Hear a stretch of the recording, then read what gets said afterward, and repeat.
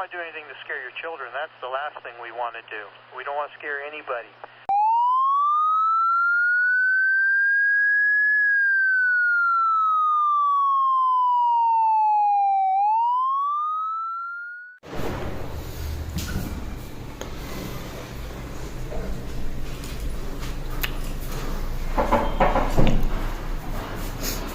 খবর তোমাদেরই অপেক্ষা ছিলাম। আসো আসো আসো আসো।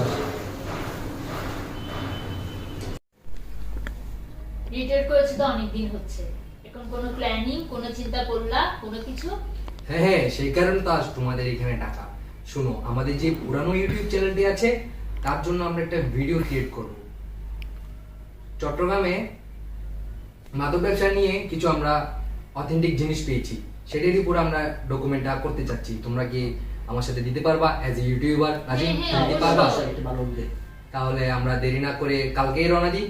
আচ্ছা ঠিক আছে, তাহলে আজকের মতো উঠি আমরা। হ্যাঁ হ্যাঁ অবশ্যই, ধন্যবাদ। ওয়েলকাম। স্যার ওকে তো সরাই দিলেন। শালা বাবা 22 লাখ টাকা দেয় নাই আমার। হ্যালো, এ বলে কল দিল কি আবার? হ্যাঁ স্যার আপনি কই? আমি তো আছি, কাজে আছি, বলো। স্যার একটা ঘটনা তো খারাপ ঘটছে। কি? কি বলে, আমাদের ব্যাপারে তো একটা টিম আসতেছে 3 জনের আমাদের এলাকার দিকে। আমাদের ব্যাপারে একটা প্রতিবেদন বানাইতে, এটা নাকি আবার ওদের সাথে কোন চেলাপালা ইউটিউবার আছে নতুন, এগুলোকে দিয়ে বলে ইউটিউবে প্রকাশ করবে। আমরা তো তার সমস্যা এসে যাবো। নজরে নেন না। শালার ফুদের খবর নাও, কোন রিসোর্ট আছে খবর নিয়ে বাইরে করে দেখো, দেখার পরে ওই চেকপোস্টটা ধরে ক্রস করে দেওয়ার শেষ। ওয়েল ডান মাই গাইস, আমরা যে কাজের জন্য আসছি আমরা সাকসেস পেয়েছি। ওকে, ঢাকা দিয়ে রওনা দেওয়া যাক। Let's go.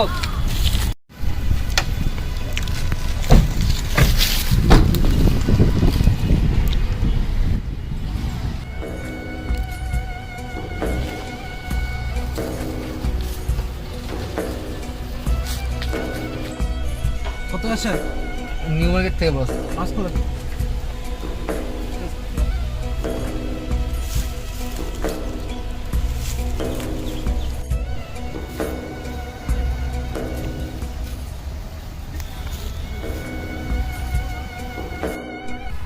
কোথা থেকে আসছেন? জি, আমরা ঢাকা থেকে আসছি। কেন?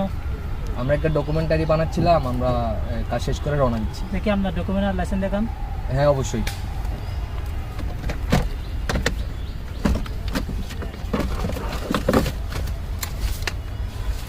এই যে নেন, এটা আমার ড্রাইভিং লাইসেন্স আর এটা গাড়ি। কি বাবা আপনার কাছে অস্ত্র কেন? জি, আমি একজন অবসরপ্রাপ্ত মেজর। আমি আপনাকে আগেই বলেছি আমরা একটা ডকুমেন্টারির কাজে আসছি, আমরা কাজ শেষ করে রওনা দিচ্ছি। Here is my all legal information.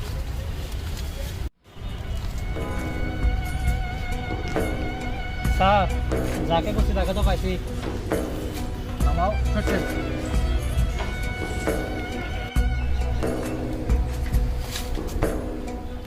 দেখি আপনারা নামেন, গাড়ি চেক করতে হবে।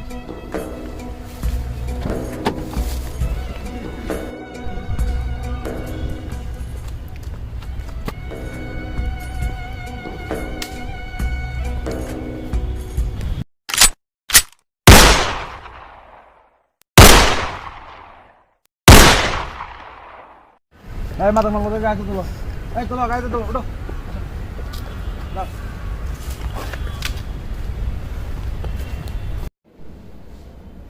হ্যালো, হ্যাঁ কে? ও আচ্ছা, তানবীর। হ্যাঁ কি খবর? স্যার এসআই তানবীর বলতেছি। জি স্যার, আপনাকে অনেক কষ্ট করে কল দিয়েছি। জি জি, আমি আর সোহেল স্যার তো ফেসে গেছি আবার। হ্যাঁ আর কি আগের মতো গেছে আর কি। জি স্যার, এখন আপনি বর্ষা, আমাদেরকে তো আগেও বাঁচিয়েছেন আপনি, এবার আর কি এবারও মার্ডার কেস। হ্যাঁ জি জি, আমাদেরকে আবার বাঁচাতে হবে, কালকে কেসে হিয়ারিং আছে। এখন আপনি শেষ বর্ষা। জি স্যার, জি জি, হ্যাঁ হ্যাঁ, জি স্যার। ও আচ্ছা, আগের মতো আর কি না, সমস্যা হবে না। আশা করি প্রসপের দেখানোর চেষ্টা করবো আর কি, এরকম আগের মতো বক্তব্য দিলে হবে।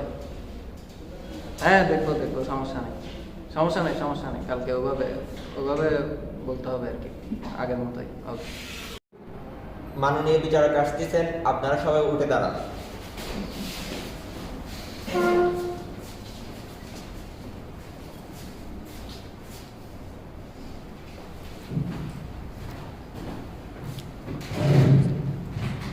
মামলা নং 5302 বাদীপক্ষের আইনজীবী আবরার আহমেদ তীব্র হাজির। হাজির। মামলা নং 5302 বিবাদী পক্ষের আইনজীবী আব্দুল ওয়াহেদ হাজির। হাজির।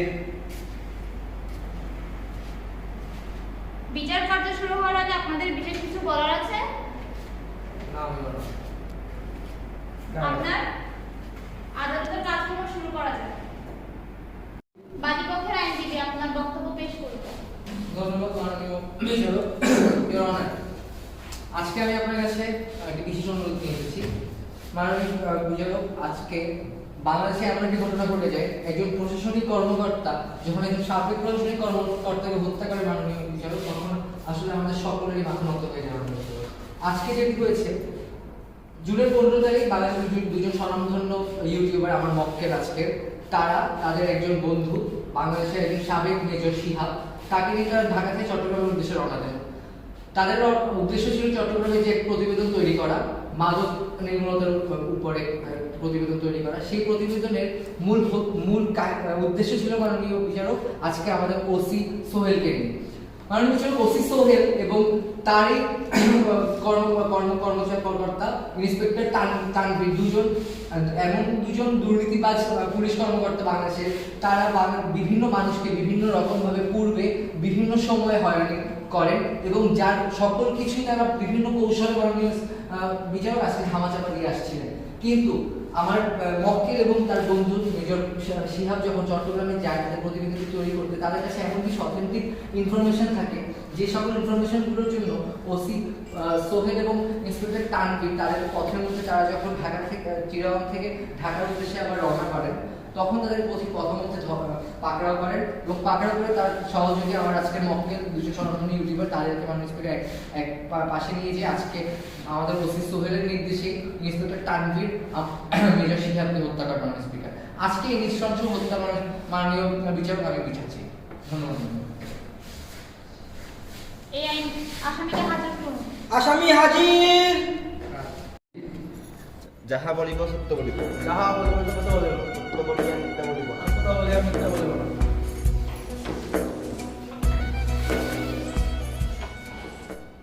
মিলন, আমাদের বিজ্ঞ সহকর্মী ইতিমধ্যে যে কথা বলে গেলেন, 14 তারিখে আমার ক্লায়েন্ট ওসি সোহেল এবং তার সাবঅর্ডিনেট কর্মকর্তা ইন্সপেক্টর তানভীর, তারা উভয়ই আমার এক প্রকার মিলসাসে হচ্ছে হত্যাটা করছে এমনটা তিনি বলে গেলেন। আর তিনি কারণ দর্শিয়েছেন ওদের কাছে কিছু গোপন অথেন্টিক ইনফরমেশন আছে। তো আমি বাদীপক্ষের কাছে জানতে চাবো এমন কি অথেন্টিক ইনফরমেশন, হ্যাঁ, চট্টগ্রাম রিলেটেড এমন কি অথেন্টিক ইনফরমেশন যেটার কারণে এরকম হত্যা তারা করেছে তা যাতে উনি আদালতের সামনে খোলাসা করেন।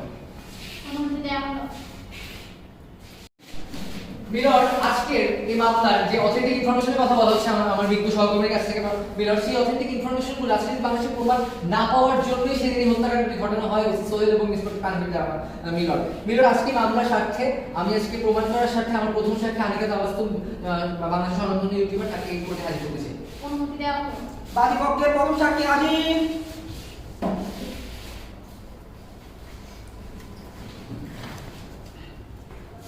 যাহা বলিব সত্য বলিব, যাহা বলিব সত্য বলিব, সত্য বলিয়া মিথ্যা বলিব না। সত্য বলিয়া মিথ্যা বলিব না।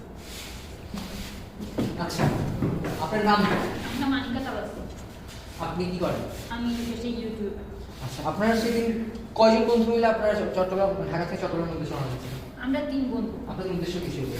আমাদের সাথে প্রথমে ছিল প্ল্যান পুরাটা ছিল অবসরপ্রাপ্ত মেজর শিহাব শাহরিয়ারের, আর আমি ইউটিউবার বর্তমানে, আর আমার সাথে আমার সহকর্মী নাজিমউদ্দিন সহ ছিল। আমাদের 3 জনের একটা ডকুমেন্টারি কাজের উদ্দেশ্যে আমরা চিটাগাং গিয়েছিলাম। আর ডকুমেন্টারি কাজটা ছিল মাদক বিষয়ে। আমরা মাদক বিষয়ে কিছু অথেন্টিক কিছু ডকুমেন্ট পেয়েছিলাম আর সেটা আমরা সংগ্রহ করেছিলাম। সংগ্রহ করে আমরা যখন চিটাগাংয়ের কাজটা শেষ করে ঢাকার উদ্দেশ্যে রওনা দিচ্ছিলাম, সেই মুহূর্তে রোডে যে চেকপোস্ট বসানো ছিল সেখানে এই গাড়িটা থামানো হলো। আর সেই চেকপোস্টে কর্মরত ছিল ডিউটিতে ওসি সোহেল আর তার ইন্সপেক্টর তানভীর। সেই মুহূর্তে আমাদেরকে ইন্সপেক্টর তানভীর প্রথমে এসে আমার পাশে ছিল, আমি সামনে বসেছিলাম কারের সামনে, আর আমার পাশে ড্রাইভিং সিটে বসেছিল অবসরপ্রাপ্ত মেজর শিহাব। আর তাকে ডকুমেন্ট চেক করে, আর ডকুমেন্ট যখন কারের ডকুমেন্ট আর বিভিন্ন জিনিস যখন চেক করে জিজ্ঞেস করে, তখন তার সাথে একটা রাইট অস্ত্র পাওয়া যায়, আর সেই অস্ত্রটা কোথা থেকে আসছে তা জিজ্ঞেস করা হয়।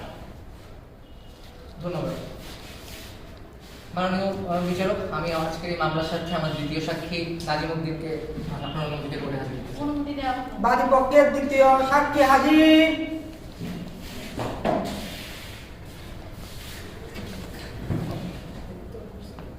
যাহা বলিব সত্য বলিব, যাহা বলিব সত্য বলিব, সত্য বলিয়া মিথ্যা বলিব না। সত্য বলিয়া মিথ্যা বলিব না। আচ্ছা মিস্টার নাজিম, আপনি বলুন তো সেদিন আপনাদের সহকর্মী মেজর শিহাবের কাছ থেকে যখন একটি লাইসেন্সধারী অস্ত্র পাওয়া যায়, একটি রিভলভার পাওয়া যায়, এর পরবর্তীতে ওসি সোহেল বা ইন্সপেক্টর তানভীর কি করতে পারে এবং হত্যাকাণ্ডটি কিভাবে সম্পন্ন হয় সেটা আমাকে বলুন। আমাদের গাড়িটি ছিল লাইসেন্সধারী এবং তার ড্রাইভারটি ছিল লাইসেন্সধারী। প্রতীক পথে যাওয়ার সময় আমাদের দুজনের সাথে দেখা হয়। একজন ছিলেন ওসি সোহেল, আর তার সহকর্মী ছিল ইন্সপেক্টর তানভীর। দেন আর ওসি সোহেলের নির্দেশে ইন্সপেক্টর তানভীর আমাদেরকে গাড়ি থেকে নিয়ে হ্যান্ডকাপ করিয়ে দেন আমাদেরকে গাড়িতে ওঠানোর জন্য দিয়েছিল। এরপর মেজর শিহাবকে নিয়ে তার এক ফাঁসি নিয়ে ওসি ইন্সপেক্টর তানভীর দেন পরপর 3টি গুলি করে হত্যা করা হয়। That's all my lord. আমি চাই আজকে আমার সাক্ষ্য প্রমাণের ভিত্তিতে আজকে আসামির ন্যায় বিচার হোক। ধন্যবাদ। বিবাদ পক্ষের আইনজীবী, আপনার কিছু জিজ্ঞাসা করার আছে? মিলর্ড, এগুলো যে বাদী পক্ষের প্রথম এবং দ্বিতীয় সাক্ষীকে আমি একটু ক্রস এক্সামিন করার অনুমতি প্রার্থনা করছি। অনুমতি দেওয়া হলো। বাদী পক্ষের প্রথম এবং দ্বিতীয় সাক্ষী হাজির।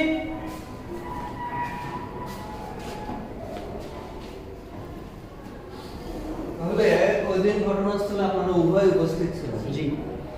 হত্যাকাণ্ড কি আপনাদের উভয় চোখের সামনে হয়েছিল? কি হয়েছিল ওই দিন নাজিম সাহেব? আমরা তিনজন ছিলাম। আমাদের একজন ছিল আমাদের সহকর্মী আনিকা তাবাসসুম, আর আমাদের আরেকজন সহকর্মী ছিল মেজর শিহাব। আমাদের গাড়িটি ছিল লাইসেন্স করা এবং ড্রাইভারটি ছিল লাইসেন্স করা। প্রথমে যাওয়ার সময় আমাদের দুইজনের সাথে দেখা হয়। একজন ছিলেন ওসি সোহেল আর তার সহকর্মী ইন্সপেক্টর তানভীর। আমাদের দুজনকে গাড়ি থামিয়ে আমি আর আমার সহকর্মী আনিকা তাবাসসুমকে হ্যান্ডকাপ করিয়ে যাওয়ার সময় হ্যান্ডকাপ করে গাড়িতে উঠানোর সময় মেজর শিহাবকে পরপর 3টি গুলি করিয়ে হত্যা করা হয় আমাদের সামনে। ওসি সোহেলের নির্দেশে তানভীর তানভীর হত্যা করা হয়। আপনারা চট্টগ্রাম কি উদ্দেশ্যে যাচ্ছেন? আমরা যাচ্ছিলাম, আমাদের একটা ইউটিউব চ্যানেল ছিল যেখানে আমাদের মাদক দ্রব্য সরবরাহ থানায় মাদক দ্রব্য এবং ইভেন কি আরও অর্থনৈতিক তথ্য ইনফরমেশন পাচ্ছি, যেগুলো আমাদের প্ল্যানিং। ওইদিনকে আপনাদেরকে থামার জন্য বা কোনো প্রকার কোনো রকম কমান্ড দেওয়া হয়েছিল? না, কোনো কমান্ড দেওয়া হয়নি। কোনো কমান্ডের অমান্য আপনারা করেন? যা দেওয়া হয়েছিল তা শুনেছেন? আচ্ছা, আপনারা মাদকের উদ্দেশ্য মানে মাদক নির্মূল এমন কোন একটা প্রতিবেদনের কাজ করতে ওখানে যাচ্ছিলেন, কিন্তু এর আগে তো আপনাদের অনেক পুলিশ রিপোর্ট আছে যেখানে মাদক কারবারিতে আপনারা অবজেকশন মিলর্ড, এখানে অন্য মামলার প্রসঙ্গ টানা হচ্ছে। Objection overruled. মিলর্ড, অন্য মামলার প্রসঙ্গ হলেও একই সাথে কিন্তু ব্যাপারগুলো এই মামলায়ও রিলেটেড। কারণ ওই দিন আমার ক্লায়েন্ট ওসি সোহেল এবং এসএ তানভীর উভয় ওনাদেরকে কমান্ড দেয়, যে কমান্ডের ওনারা বরখেলাপ হন প্রথমত, দ্বিতীয়ত ওনাদের কাছে মাদক পাওয়া যায়। হ্যাঁ, মাদক উদ্ধার হওয়ার পর তারা যখন বাঁচার চেষ্টা করে সেই মুহূর্তে ক্রস ফায়ারের শিকার হয়ে মেজর শিহাব মারা যায়। এছাড়াও আমার ক্লায়েন্ট ওসি সোহেল আমাদের দেশের জন্য বেশ কিছু ভালো ভালো কাজ করেছেন মাদক নির্মূলে, সেই কয়েকটা কাজ, হ্যাঁ, এবং পুরস্কারেও তিনি ভূষিত হয়েছেন, যেগুলো অনলাইনে, পেপার, পত্রিকা, ইউটিউবে আমরা সবাই দেখেছি। একটু স্মরণ করে দিতে চাই আদালতকে, ইউটিউবে রিপোর্টার্স ডায়েরি নামক একটা চ্যানেল, সেখানে একটা শীর্ষকে ভিডিও দেখানো প্রকাশ পায়, সেটা হচ্ছে সারা জীবন পুরস্কার আর পুরস্কার ওসি সোহেল। এখানে অনেকগুলো পেপারের রেফারেন্স দেওয়া আছে, তাও আমি আবার বলছি, BD24 রিপোর্ট, সেখানে বলা হচ্ছে টেকনাফের ওসি সোহেল সাহসিকতায় বিয়ে পুরস্কার পেলেন। প্রথমআলো.com সেখানে প্রকাশ পেয়েছে বন্দুক যুদ্ধে ভর করে সর্বোচ্চ পদক পেলেন ওসি সোহেল। এছাড়াও কক্সবাজার.com এমন একটা অনলাইন পত্রিকা বা রিপোর্ট, সেখানে দেখানো হচ্ছে সাহসিকতা ও দক্ষতায় বিয়ে পুরস্কার পেলেন টেকনাফের ওসি সোহেল।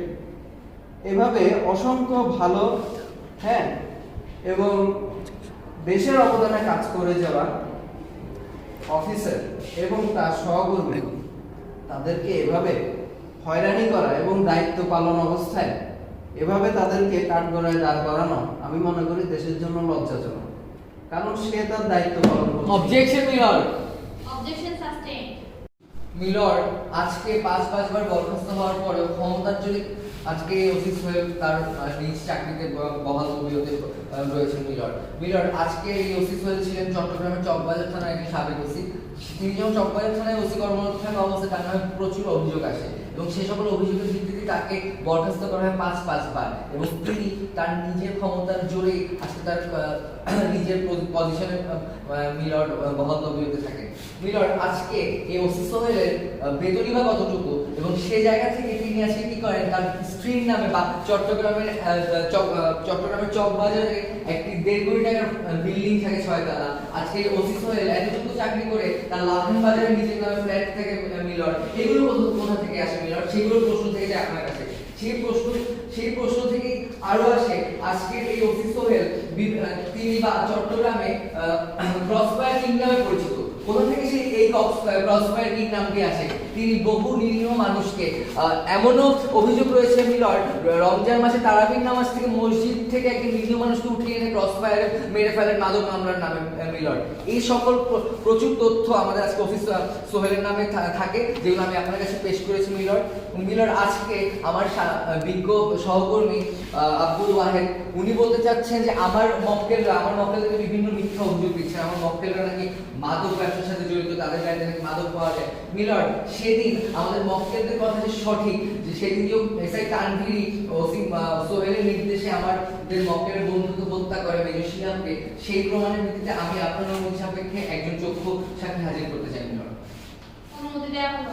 বাদীপক্ষের 3 নম্বর সাক্ষী হাজির।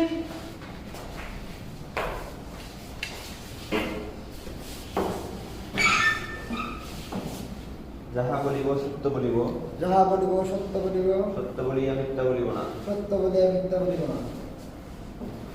আপনার নাম কি? আমার নাম হচ্ছে সোহাগ। আপনি সেদিন ঘটনার দিন কোথায় ছিলেন? আমি ওই দিন ঘটনার দিন দেখছি আমাদের পুলিশ এখন আপনার এসআই একটা হত্যাকাণ্ডের সাথে মানে সম্পৃক্ততা আমি বিল্ডিং থেকে দেখছি আর কি। আপনি সেটা কি নিজ চোখে দেখেছেন? জি আমি নিজ চোখে দেখেছি। আপনি নিজ চোখে সেদিন আমি দেখেছি যে অনেক একটু দূর থেকে দেখেছি, যদিও সেটা ওসি আপনার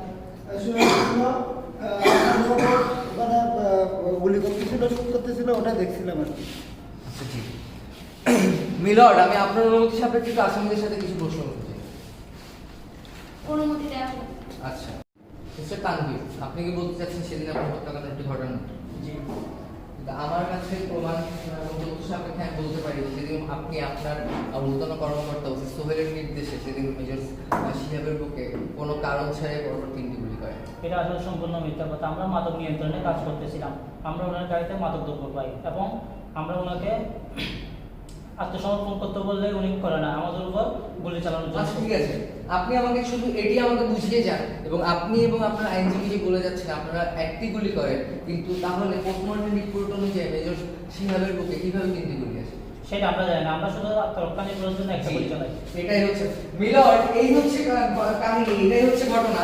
মিলর্ড আজকে তো আমি একজন চক্ষু সাক্ষী আপনার সামনে হাজির করি এবং পরবর্তীতে তার এই কথা যে সম্পূর্ণ মিথ্যা, তারা যে ক্রসফায়ার করেননি এবং তারা যে একটি গুলি করেননি, সেটি আজকে আমাদের মেজর শিহাবের পোস্টমর্টেম রিপোর্ট এবং আজকে এই সেই রিভলভার থেকে এসআই তানভীর 3টি গুলি করেন মেজর শিহাবের বুকে, এটি ফরেনসিক রিপোর্ট আমি আপনার কাছে পেশ করতে চাই।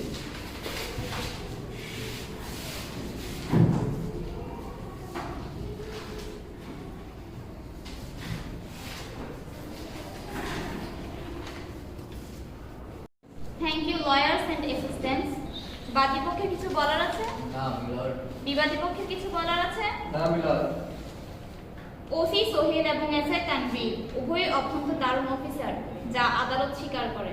তবে এমত অবস্থায় তারা উভয়ই অপেশাদারিত্বের পরিচয় দিয়েছে, যেখানে তাদের আরও দক্ষতার পরিচয় দেওয়া উচিত ছিল। অপরাধীর ব্যাকগ্রাউন্ড যেমনটাই হোক না কেন, তারা প্রশাসনিক দুর্বলতার কারণে যেই কাজটা করেছে তা অগ্রহণযোগ্য। সাক্ষ্য প্রমাণের ভিত্তিতে তাদের ধারাকৃত কোনো অপরাধ হিসেবে আদালত গ্রহণ করে। আদালত দণ্ডবিধি আইন 1860-এর অধীনে ধারা 108 প্ররোচনা অপরাধ এবং বিভিন্ন অপরাধ ও সাক্ষ্য প্রমাণের ভিত্তিতে আসামি ওসি সোহেল এবং তার সহকর্মী ইন্সপেক্টর তানভীরকে 302 ধারার মোতাবেক অনুযায়ী মেজর শিহাবকে খুনের অপরাধে মৃত্যুদণ্ডে দণ্ডিত করা হলো। The case is closed.